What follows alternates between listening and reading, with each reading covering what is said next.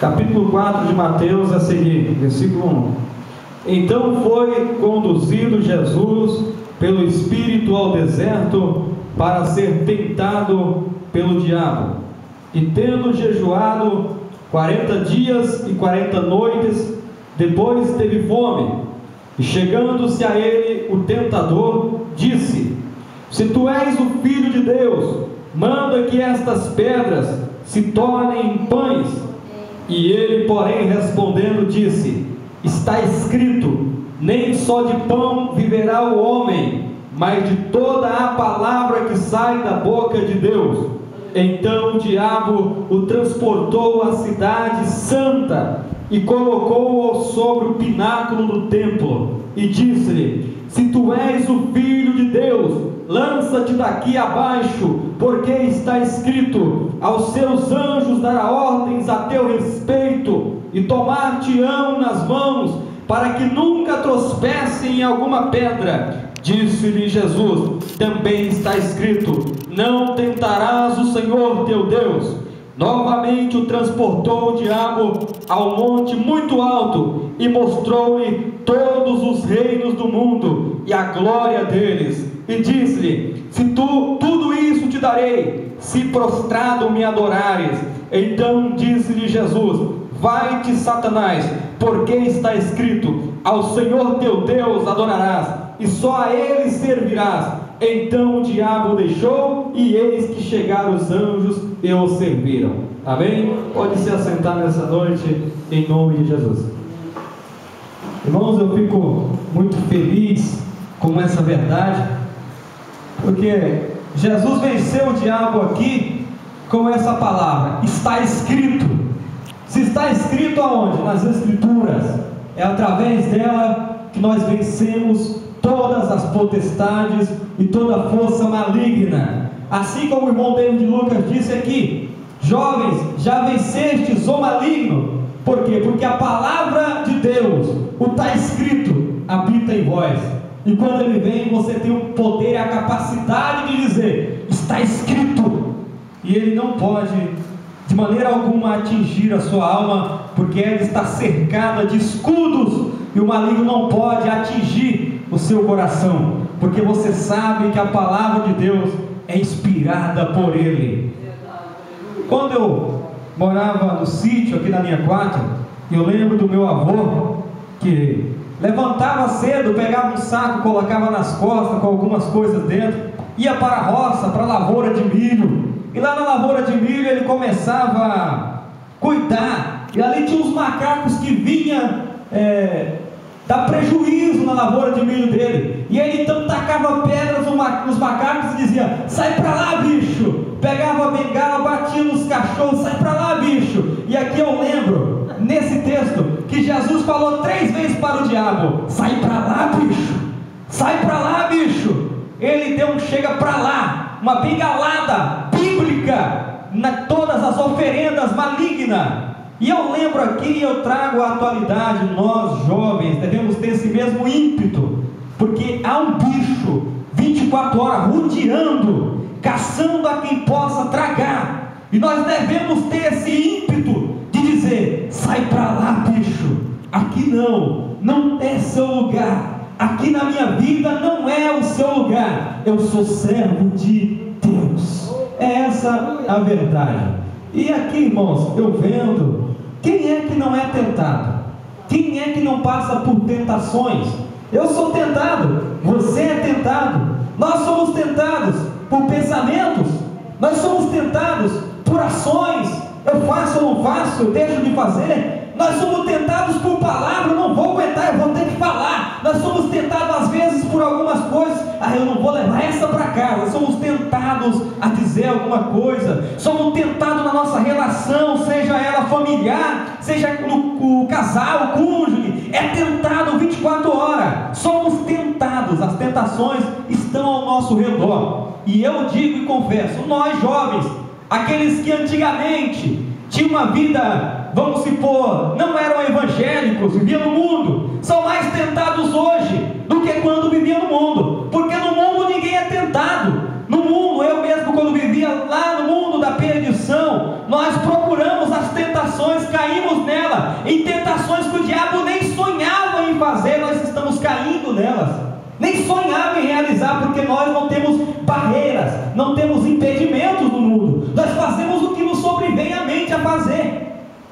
E aqui, irmãos, eu só tinha um mandamento quando eu estava no mundo. Minha mãe dizia: meu filho, cuidado com bandidos na hora que você vem por essa rua fora. Então o resto eu fazia tudo, só tinha medo na hora de ir para casa, eu só tinha esse mandamento. E alguns aqui, talvez quando esteve no mundo, na juventude também, guardava mais um conselho. Eu chegava em casa, orava um Pai Nosso, algumas Ave Maria e falava: está pronto. E a gente tem esses conceitos de que assim isso vai nos defender. Mas hoje que eu entreguei minha vida para Jesus, hoje as tentações são demais. Hoje elas aparecem de todo lado. Hoje que nós somos cristãos, nós somos tentados de várias formas, em vários pontos, pelo maligno, pelo adversário das nossas almas. Somos provocados 24 horas, mais agora do que antes. Isso é normal. A juventude passa por isso. Não só a juventude, mas todos nós somos tentados e provocados pelo maligno 24 horas na nossa vida. Irmãos, nesse texto traz o relato de 3 tentações pelas quais Jesus passou. Alguém pode dizer: mas irmãos, é Augusto, Deus tentou o próprio filho, provou a ele? Não, Deus não queria provar o filho dele, porque Deus já sabia que ele era o filho desde o princípio. Mas Deus queria provar para a humanidade de que o filho dele estava em carne ali, de que o filho dele tinha necessidade de homem ali, que não era apenas o Deus Espírito, mas era também o Deus homem ali no deserto. Ele queria provar para o maligno que ele assumiu a natureza humana. Ele queria provar para a humanidade, e quem quisesse ver que ele era carne, ele tinha necessidade. E o diabo vai tentar Deus nos 3 pontos em que ele tenta toda a humanidade. Os 3 pontos que todos nós somos tentados, nos maiorais, o diabo vai provocá-lo para ver se realmente ele é o Filho de Deus.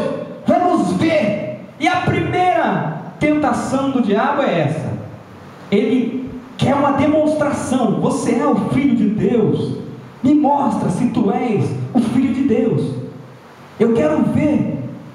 Jesus estava no deserto, irmãos. O texto em que nós lemos, comunhão com o Pai. Só ele, Deus, lá no deserto. Não tinha fariseu para tentá-lo, não tinha ninguém para provocá-lo, não tinha não escriba para ir lá provocar, não tinha ninguém. Só ele, o Pai, em um retiro espiritual de fé. Ali é onde está vendo o Pai e o Espírito no deserto. E é nesse momento que o adversário chega.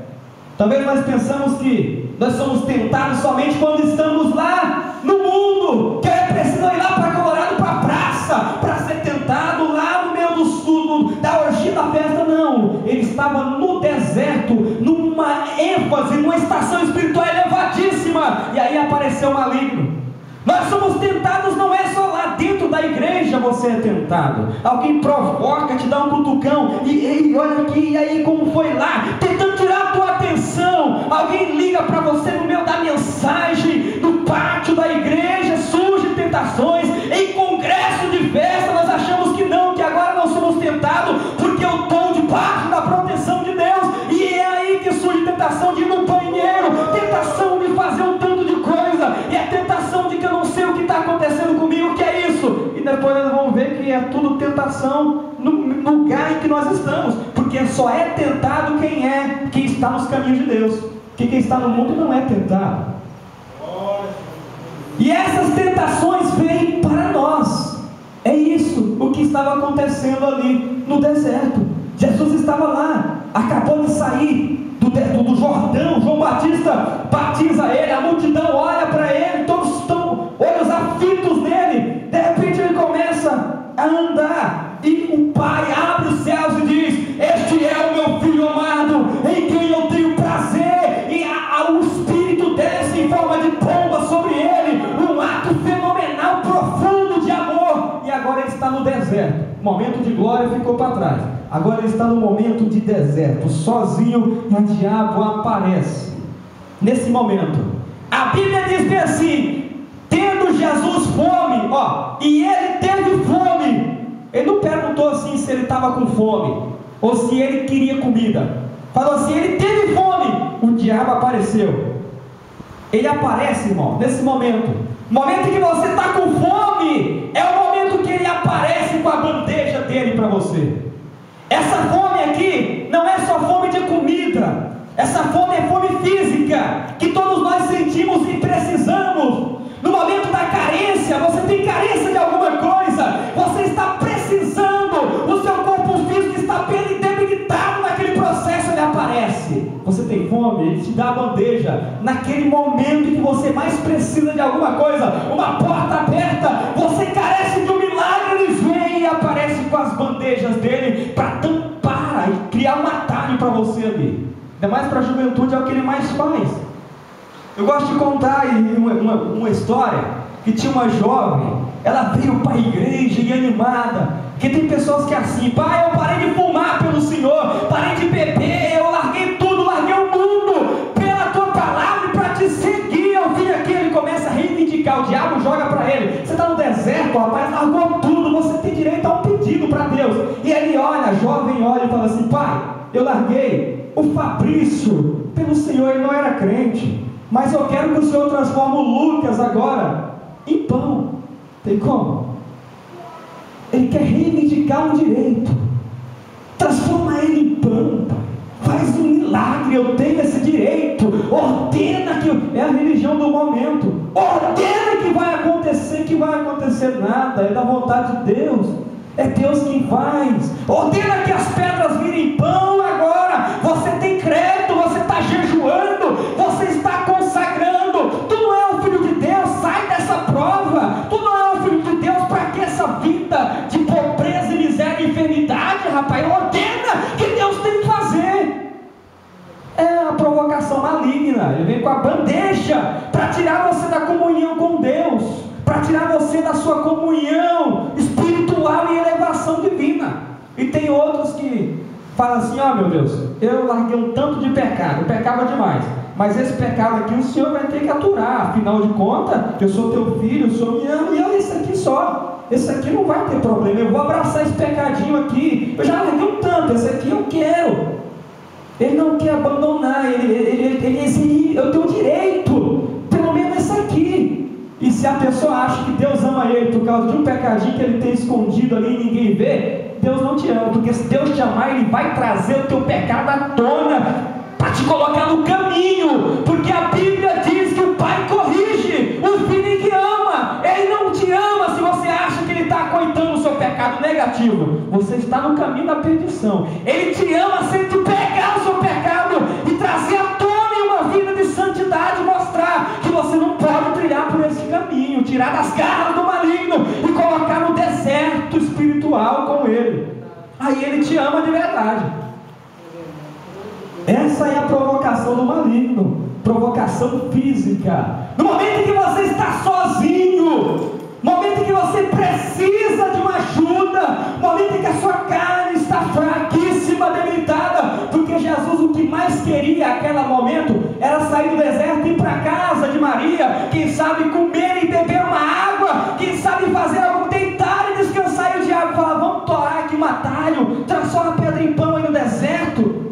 Vamos, não tem tempo, você até lá você vai morrer, rapaz. Vamos fazer aqui um acordo, uma negociação. E aí é que o crente vem negociar com Deus. Se o Senhor me dá, eu te dou a minha adoração. Se não me dá, eu não vou dar nada. Eu só dou glória se o negócio estiver bom para o meu lado. Se não tiver, não tem nada fechado.